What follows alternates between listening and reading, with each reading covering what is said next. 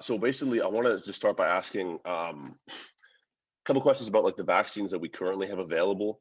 Um, Really, like I wanted to know why you think people, um, or at least like why the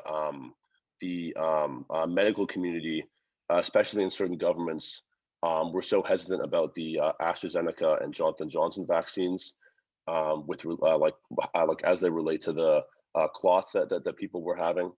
Mhm. Because at least from what I saw, it seemed like the number of people who experienced blood clots was not that many Yeah, of the total population. So yeah. I was just I think, wondering, like, what your thoughts were. well, I think they were. You always have to exercise extra levels of caution anytime you bring in a new vaccine or anything like that, any kind of medical intervention.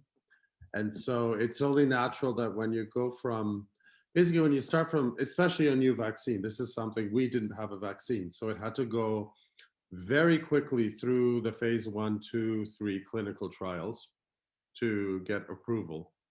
Um, all of those steps were done in the right amount of time and following the right precautions and the right analyses, of course. But of course, it was kind of all done in this kind of backdrop of having to go as quickly as possible in urgency.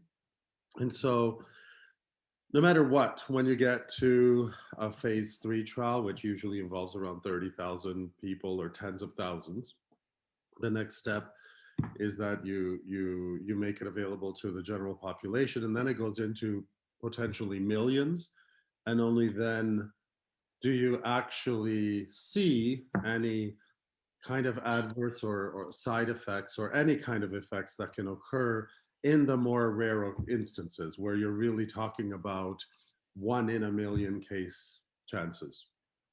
And so I think as soon as the slightest things were being observed in the medical community, you would have to make that case, make the point, alert all of the other um, what do you call it, um, public health systems around the world to have a look at that as well.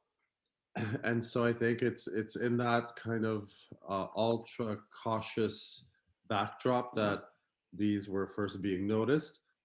Um, and of course, these are in these cases, these are very rare instances. It's also more common, I think, to that you would see troubles in clotting, even with actual COVID itself.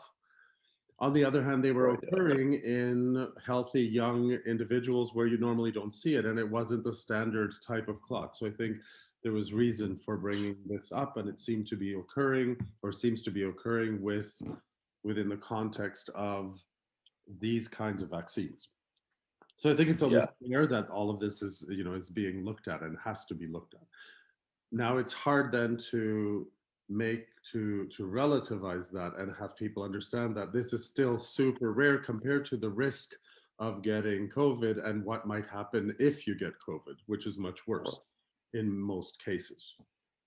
But you have to Yeah. ultimately leave that to the person to understand and then make a decision based on that understanding, which is difficult to do. Yeah. Because I think now there's like some concern that, well, first of all, I guess there's some. At least I know in the U.S., there were a lot of people who were scheduled to get the Johnson vaccine, and those appointments got pulled really abruptly. But now that the Johnson is being offered again, a lot of people are very hesitant now to get that. Mhm. Because I think some people I think there seems to be a lot of like uncertainty over whether that was the like right move to make. Um, Mhm. but it sounds like it sounds like you think that like that was the right move to make, and I now we can proceed with.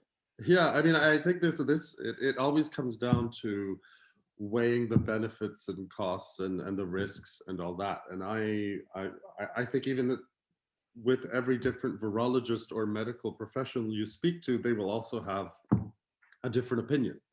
And so ultimately, Right. Yeah. Yeah. you know, I respect the decision of other people to decide what they want to do with themselves and ultimately whether they want to protect themselves or not. But I also believe you should be taking a vaccine for the benefit of your community and not just yourself, right? So I you have to just, I think you have to make the answer the question yourself of how much risk you're willing to take for the benefit. And ultimately, I am knowledgeable enough in the vaccines that there are no risks, in my opinion. Right? It's so minuscule that Yeah, isn't there.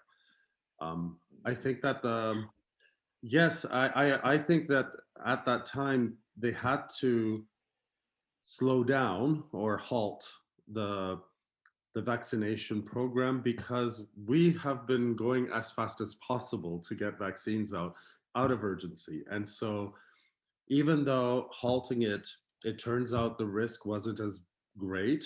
It was exactly what we imagined to be quite rare. Imagine if it were different, right? yeah, right. Only now can we say, well, we shouldn't perhaps have halted it because now people are more hesitant to take it. But had it actually been something much worse, then that no one would take any vaccine at that point. Right, yeah. Possible to vaccinate anyone from that point onward, no matter where that vaccine came from. So I think it's like it's a learning curve, and it's something that now it's going to be even more difficult to have the public understand that we weren't quite sure of how safe or risky it was, and now we confirm indeed it wasn't that risky. But yeah, how do you get the message across? Now, please trust us from here on, right? Yeah, yeah, right. So No, and then it trend or yeah, so go ahead. no, it's just that it's like it probably has slowed and hampered things more, but we still must go on with the vaccination protocols and try to convince more and more people to join in.